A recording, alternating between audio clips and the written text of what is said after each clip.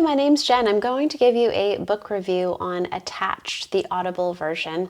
Now, you can ask yourself the question, do you ever find a relationship that you have in your life that the same pattern keeps repeating itself over and over again?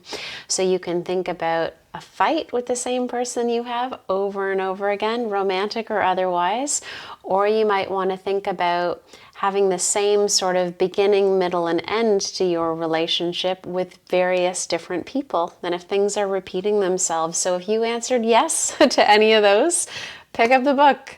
It is tons of self-learning, and I think that that's really important. Somebody recommended it to me when I was telling them a story about just that, something kind of repeating itself, even though both people were very different from each other, but it really seemed to sort of play out the same way. And eventually we need to ask ourselves, the situations that are happening in our lives, is it because of somebody else or is it because of us?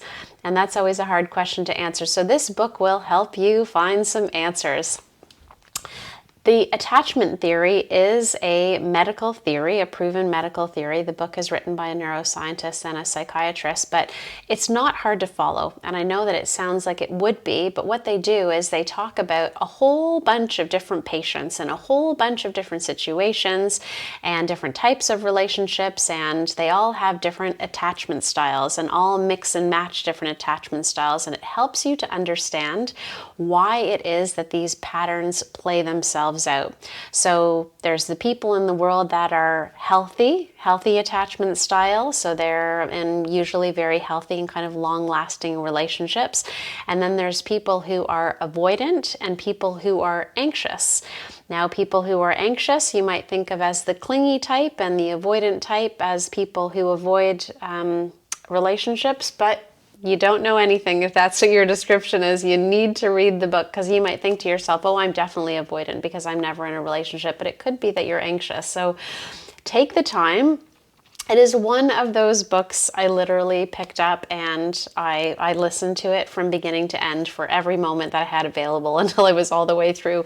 And I can remember talking to a girlfriend just after I'd finished the book saying, did you know this? And did you know this? It was just like so many light bulb moments. I thought it was really, really cool.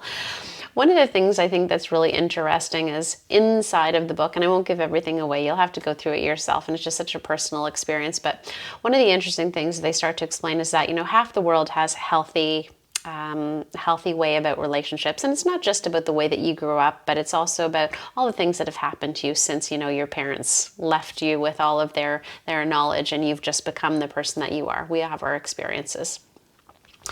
And 25% of the world is avoidant and 25% of the world is anxious. And so you think to yourself, when you go out into the world, the population, why isn't it easier to find somebody who could be in a healthy relationship? But if you think about it, those healthy relationship people are already in healthy relationships, which means the percentage of the people in the world, there's a lot more people out there that are avoidant and anxious in the single population pool.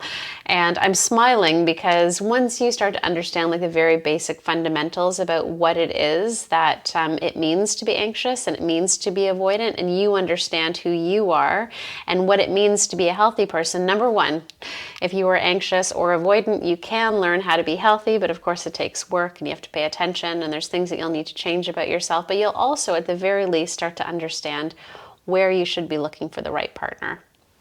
And you can apply this to things outside of just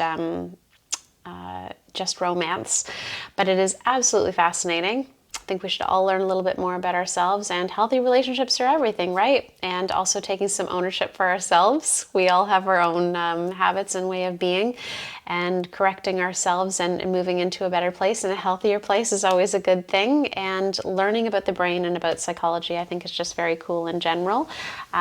Psychiatry, I guess you could say in this point, but you can take it in. Even the layman can understand. So they do a really, really great job of going through the book. So I hope that you enjoy it.